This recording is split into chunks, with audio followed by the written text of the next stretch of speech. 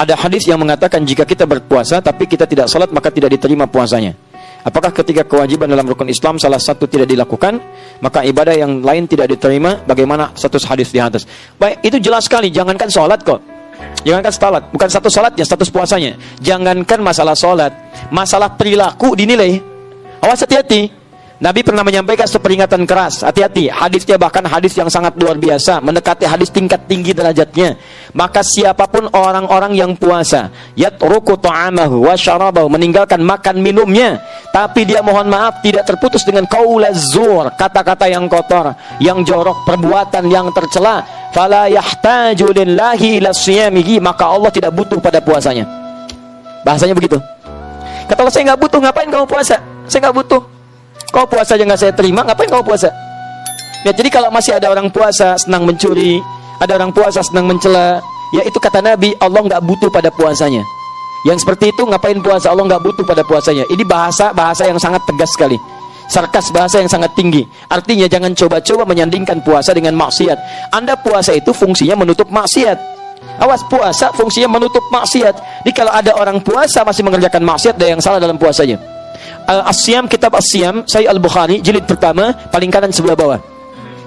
Qala Rasulullah sallallahu alaihi wasallam an Abi Hurairah radhiyallahu ta'ala anhu qala Rasulullah sallallahu alaihi wasallam, hadis riwayat sahabat Abu Hurairah semoga Allah meridai kepada beliau menyampaikan Rasulullah sallallahu alaihi wasallam pernah bersabda, lihat kalimatnya, as-siyamu junnatun, puasa yang benar itu akan memberikan perisai dari kemaksiatan. Jadi kalau orang benar puasanya, maka dia punya perisai dari yang buruk, yang kotor, yang tidak baik dibuang. Fala yarfuth, la-nya nahi, larangan. Maka orang puasa tidak boleh mengerjakan yang kotor. Rafath, kata-kata kotor, jorok, tindakan kotor, tidak bagus itu rafath. Awas, hati-hati. Begitu dikerjakan tidak ada nilai puasanya.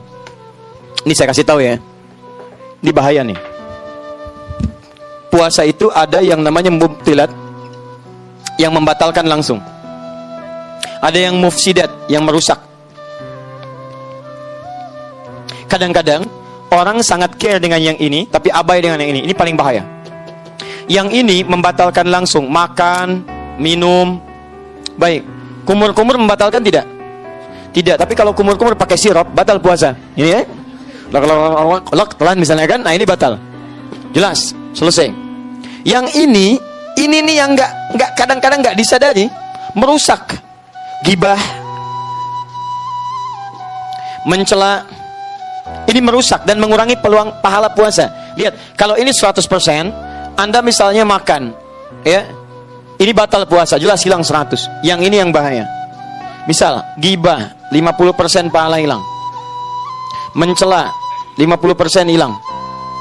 Menuduh, 50% lagi. Awas, hati-hati. Awas, hati-hati. Setelah itu misalnya, mohon maaf, berdusta, 25% misal.